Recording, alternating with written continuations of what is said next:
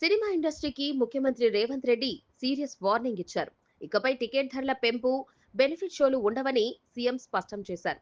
తాను సీఎంగా ఉన్నంత కాలం అనుమతి ఇవ్వబోమని తేల్చి చెప్పారు. తాము అధికారంలో ఉన్నంత కాలం సినిమా వాళ్ల ఆటలు సాగనివ్వనని వార్నింగ్ ఇచ్చారు.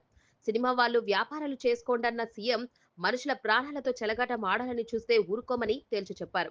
చట్టం అందరికీ ఒక్కటే అనే విషయం గుర్తుంచుకోవాలని హితవు పలికారు. హీరో అల్లు అర్జున్ అరెస్టు తర్వాత కొన్ని రాజకీయ పార్టీలు పైశాచికంగా ప్రవర్తించాయని ఈ సందర్భంగా సీఎం రేవంత్ రెడ్డి ప్రస్తావించారు. పలువురు నాయకులు చేసిన కామెంట్స్ ను ఆయన అసెంబ్లీలో ఉటంకించారు. తనను నీచంగా తిట్టుకుంటూ పోస్టులు పెట్టారని అన్నారు.